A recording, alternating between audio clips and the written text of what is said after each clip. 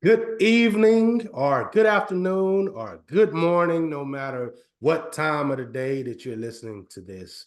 We're trying to catch you, we're trying to motivate you. We are talking to all of you future millionaires out there. Welcome to the Millionaire by Morning podcast. We're here today with Harry Wardman of Edgewater Film Productions. We get to speak with someone today who has followed his dreams. Harry is a passionate filmmaker who has been watching movies since as long as he can remember.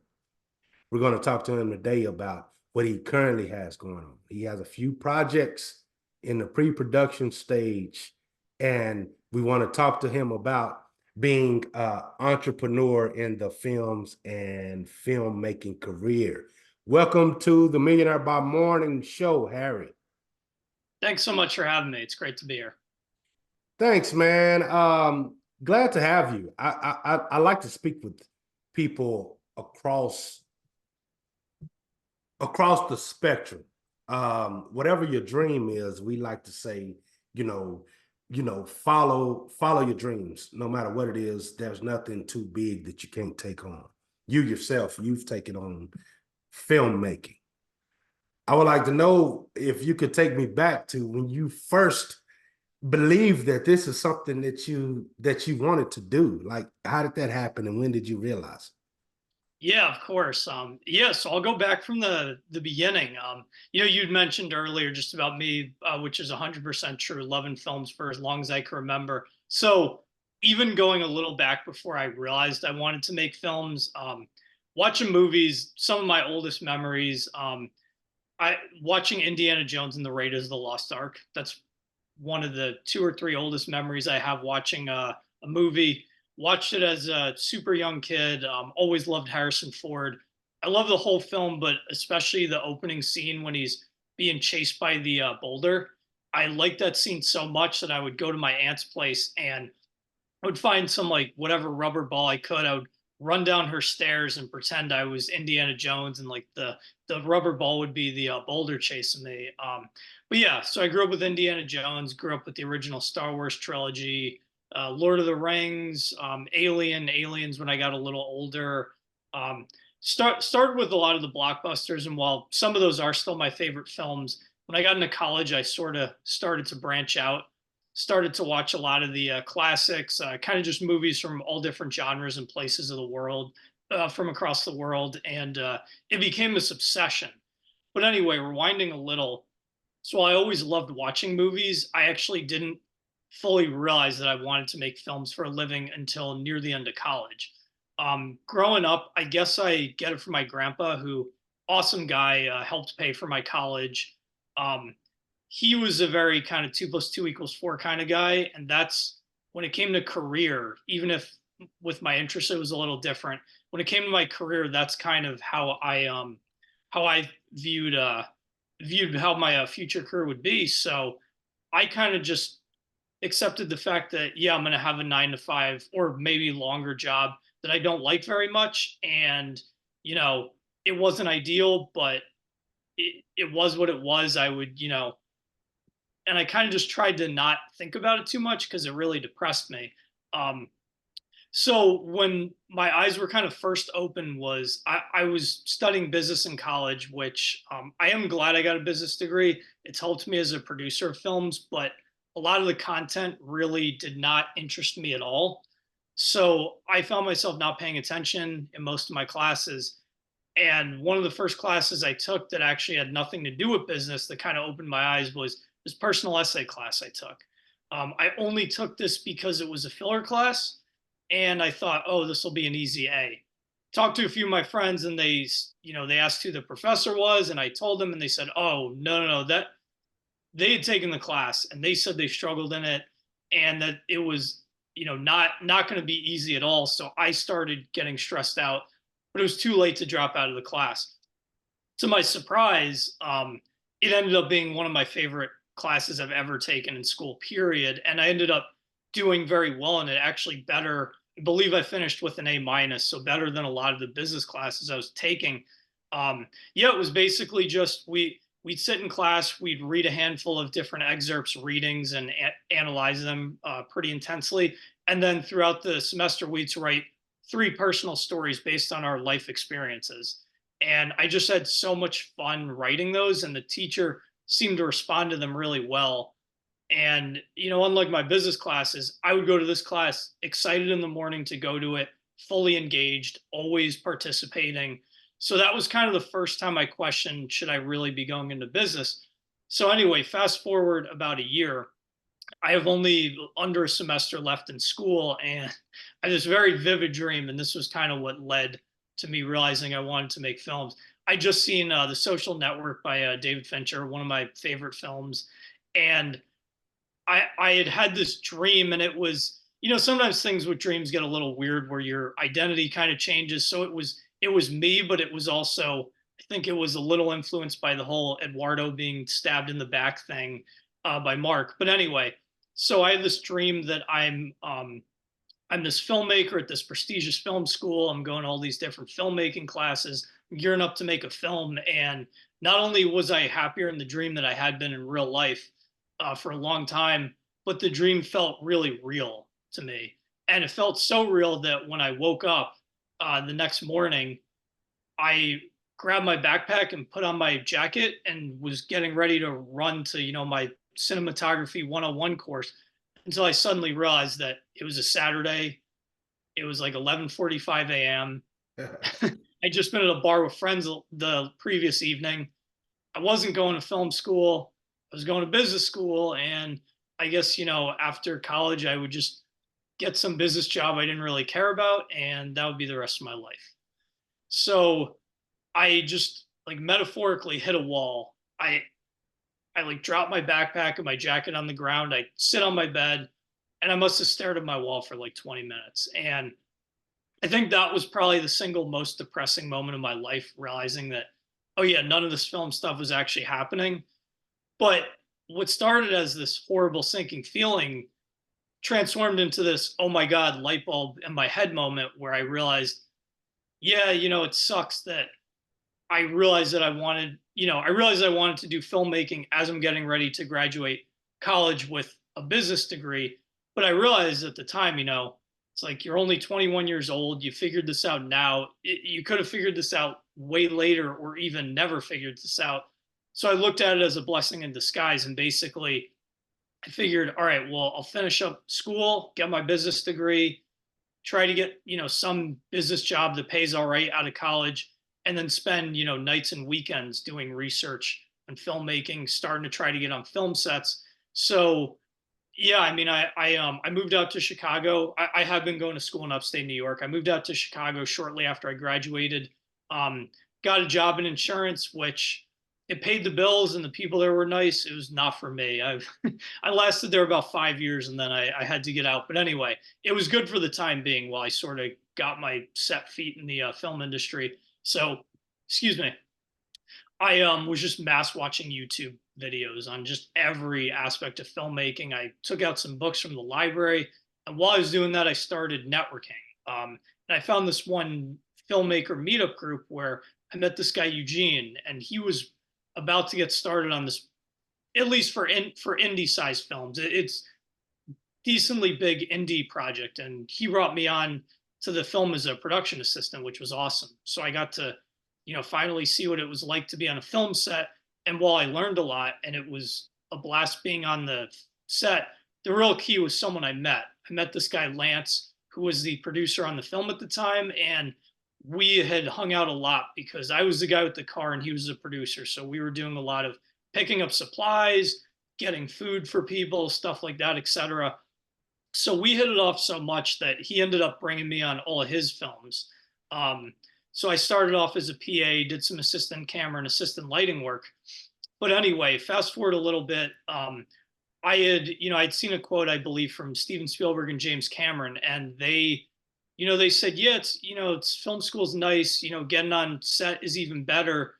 But they kind of both said, I believe, something along the lines of just do it. Just pick up a camera and shoot, even if it's bad, you'll learn, you'll see what works, what doesn't, and go from there. So that's what I did. I went to Best Buy, bought like a $250 camera, and I made this short film called 515. It was done completely by myself, which is extremely difficult.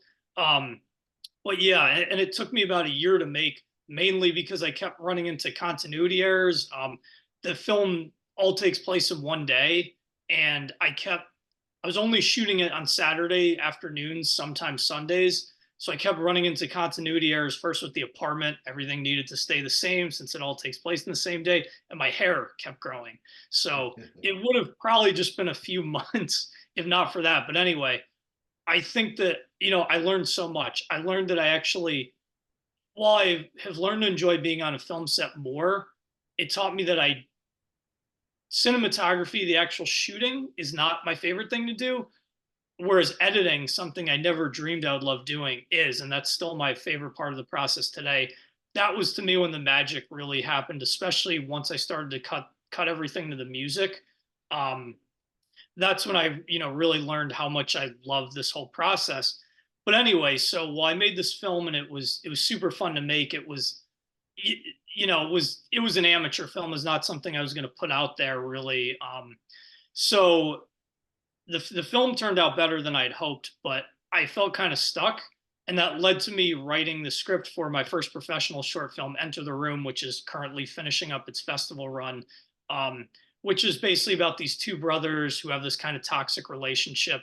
And it was actually based on a relationship that I had with a roommate in college. But anyway, so I'd written the script for the film, and I initially thought, well, I guess I could act both parts, but I already learned from making the first film I'm not a good actor. I don't have any experience. So it's kind of just sitting there on the shelf. Anyway, so I'd been working on this guy, Lance, on his films. And, one day he just asked me when we were on one of his friend's shoots, hey, what are you working on? I told him about the script for Enter the Room. And he said, cool, send it on over. I'll take a look. So I sent it over to him, not, expecting anything. And to my surprise, about a week later, he got back to me, just said, yeah, I really like the story. I really like the voices of the characters.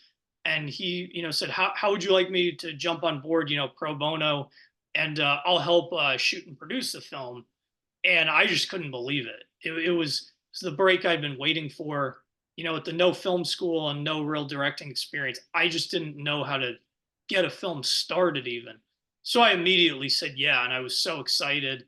Um, this was maybe the most important step in my filmmaking career because I got to see from the producer side of things, from him bringing on an assistant director, posting casting notices, getting actors to come in and audition, picking the best ones for their respective roles, setting up rehearsals, scheduling shoot days, all the way up, bringing on a gaffer, sound, the rest of the crew, all the way up to finishing the shoot. So I basically used what I learned from him, and then for my next couple of short films, In the Backseat and Bay for Blood, and then for my first feature film, The Corridor Crossing, which is still in post production, I used that and I've kind of expanded on it, and I have slowly gotten more and more comfortable with the filmmaking process. And yeah, the few short films I've just been submitting to festivals, it's been going pretty well. There's definitely been a lot of rejection, but there's also been a lot of acceptances. And yeah, and then the feature film will still probably be in post for a while, but I'm super excited to get that one finished and you know start showing that to people. So yeah, that basically leads me to where I am right now. That's awesome, man. That is awesome. Anything to get your blood boiling for what it is that you really want to do. I admire anyone that kind of take a step back and say, what is it that I want to do? What is it that my purpose, as opposed to I could go sell insurance all day long. I could sit in a cubicle or I could talk on the phones, but that's not really what I want to do. And realize that and be able to take that passion that you have and make a career out of it. I really commend you on that. I would like to ask you, what is your motivation, and what was your motivation for really waking up every morning making this happen? I think just I think in the beginning it was this itch, this curiosity.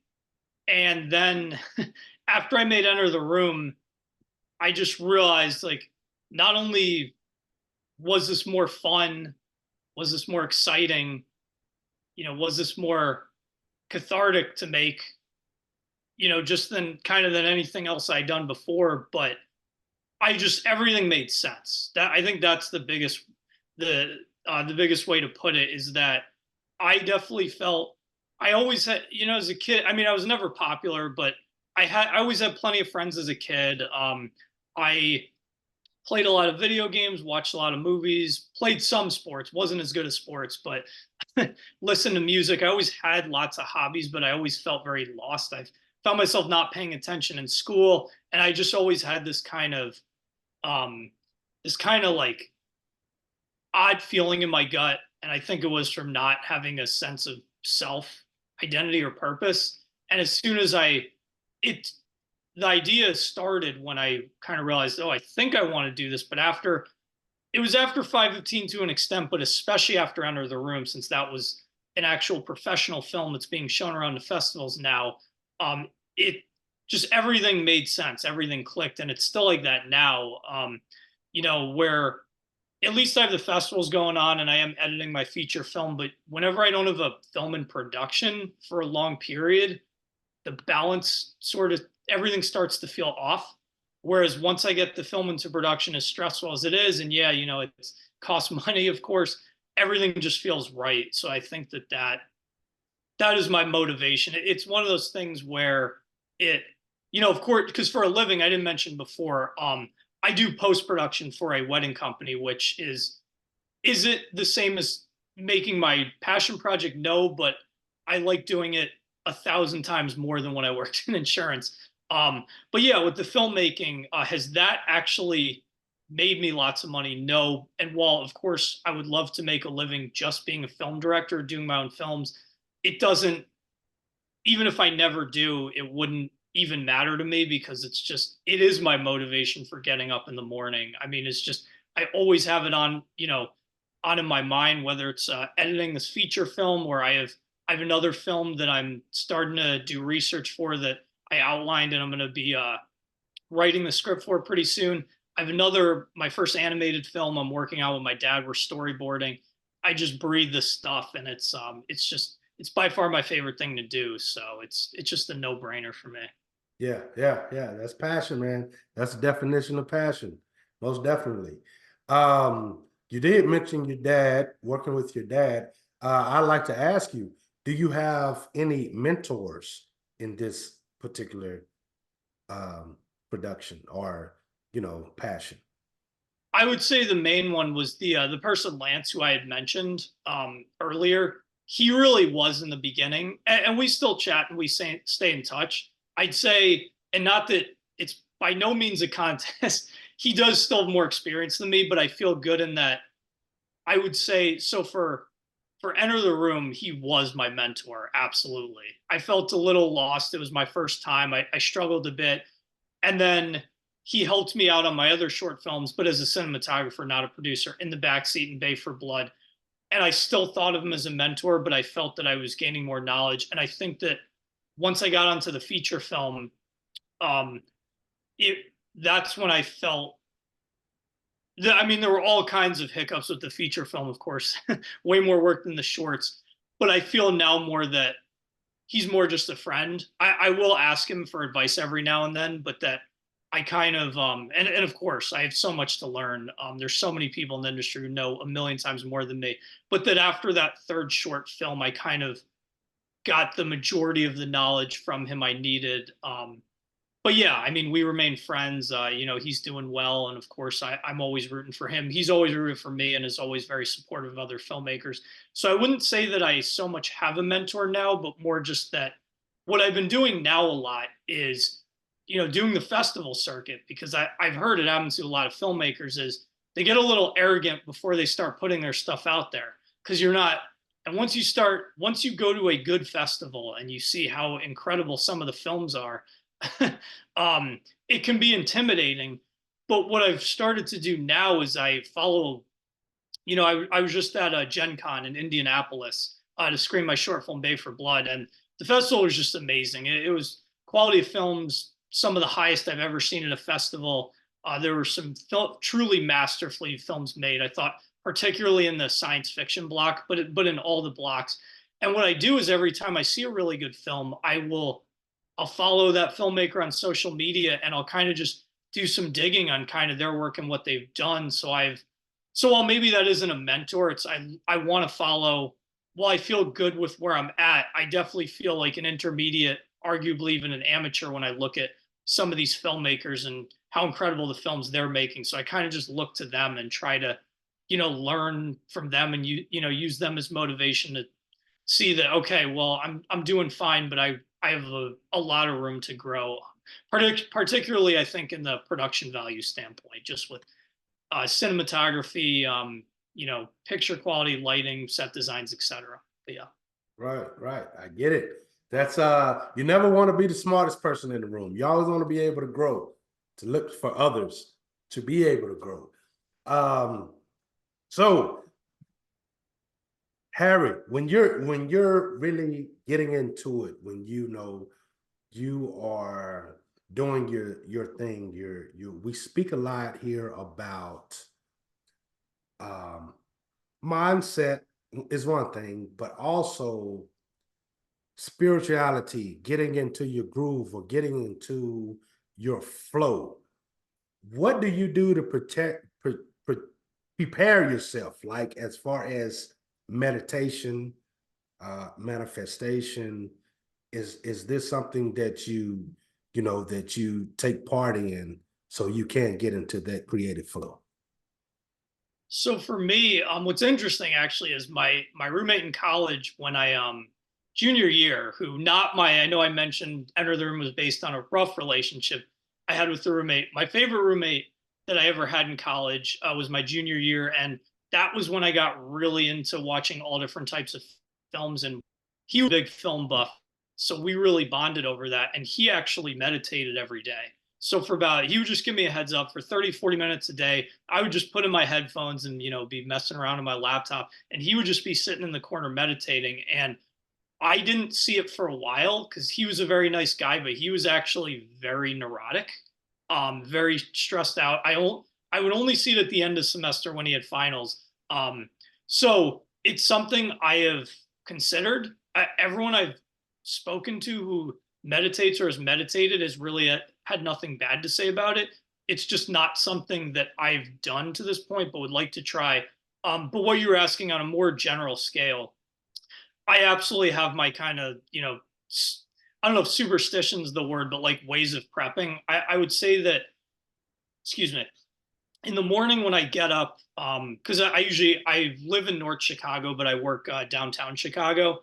I kind of have a very standard routine where I'll get up, sort of, get ready, wash up. I'm actually not a big breakfast guy, but I'll try to eat a little something, chug a glass of water, head down to the office on the train, and usually on the way down, I'll just watch Netflix or something to or listen to a podcast to get myself in the mood. And then, usually work during the day, maybe for my lunch break a little, I'll do a little film stuff.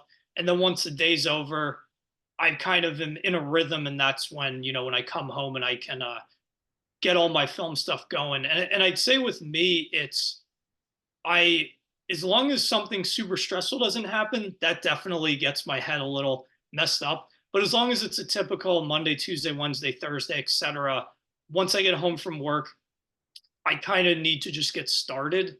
And once the ball gets rolling, once whatever I'm doing, if it's writing a script, if it's, doing music research for the score, if it's sending out emails, scheduling auditions, editing, once I get moving for about 10 minutes, I start to move pretty quickly. Sometimes it can take me a little while, but that's kind of when I excel, once I get into that rhythm.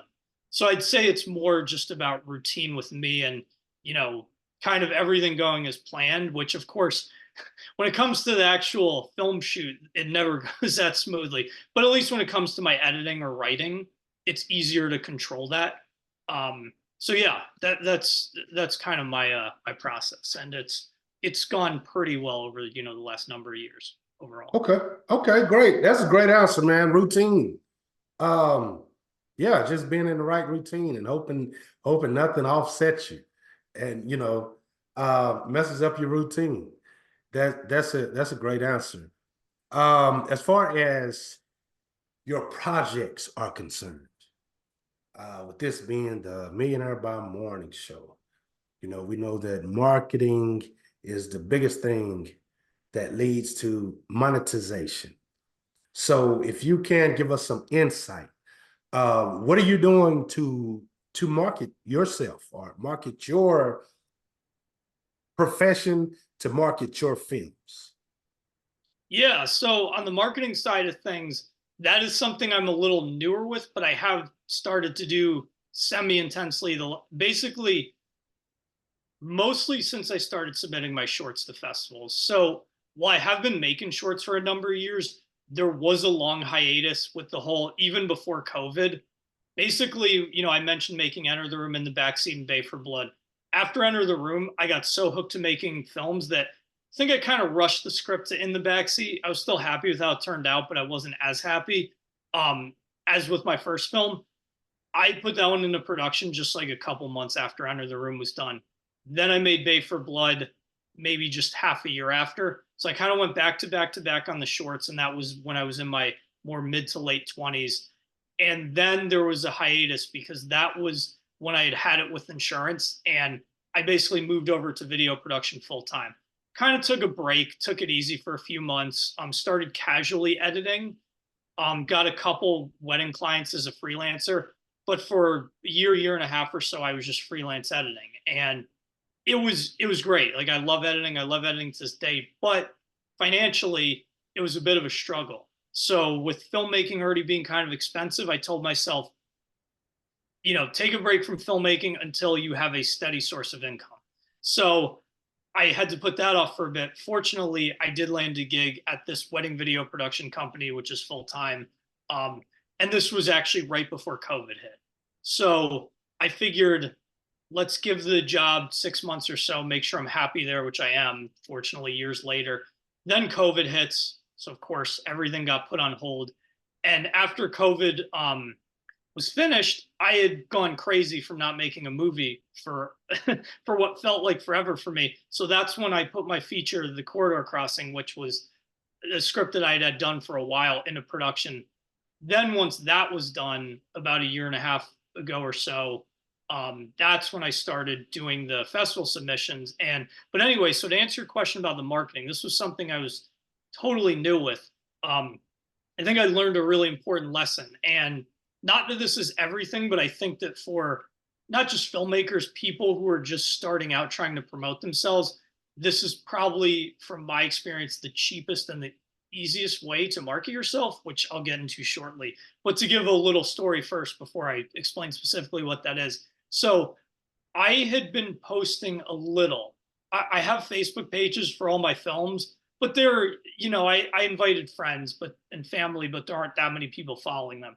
So I would post like about shoot days and stuff for The Corridor Crossing, and I'd have a few people, friends, family, people on the production team like it. What had happened was, when we wrapped shooting for this feature film, I just made one post. Just like, oh, that's a wrap, and like posted some set photos, and like wanted to thank all the cast and crew and how much fun the shoot was. And I'd gotten way more likes. I don't remember how many it was, but I was very used to just getting a few likes when I'd make posts. The number skyrocketed. It was way higher than anything I had ever gotten. And that was a little eye opening to me. But what was more eye opening to me, and of course, likes are nice, but I've learned that likes are not necessarily the most important things with social media posts, was that I went to a friend's wedding, and this was 2 months after we finished shooting, I believe. I believe we finished in July, and this was in September. And so I'd only made the one post. I believe I had four people, and these are people I did not know that well. They're people I happen to be friends with on Facebook. Where they said, "Oh yeah, congrats on your film! Like, it's great, great to see you're doing that." And I said, "Thank you. How did you know that?" And every time they're like, "Oh, you posted on Facebook a couple months ago." That was my eyes open to, oh, like, these people who I don't even know well saw this post and brought it up, my friend's wedding. and I realized the power of social media, and that it's, you know, it's, of course, there are all different types of marketing, and um, but it's just nice with social media that it's quick, it's free, and if you have a decent following, a lot of people are going to see it. Mhm. So that opened my eyes to, I realized with the festival stuff. Now, I mean, I get so sick of it, but I post pretty much every day about festivals between the three short films. Well, two of them, In the Backseat is pretty much done. Enter the Room's winding down, but then my last film, Bay for Blood, that one is kind of in the middle of its festival run. So I'm pretty much posting every day, and I sort of just learned, you know, the exposure you can get from that. So from a financial perspective, that's something I'm newer in, that and that I'm going to have to learn. I have talked to some others who have been able to actually, you know, make some revenue off of it. But as for just exposure, for me, I'm not as well versed in the other areas, but at least I have learned the power of social media, and, you know, how much I definitely have been able to generate at least some buzz just from solely posting on Facebook, Instagram, Twitter, LinkedIn, etc. Definitely, definitely. That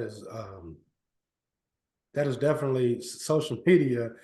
Well, that's where most of everything is happening.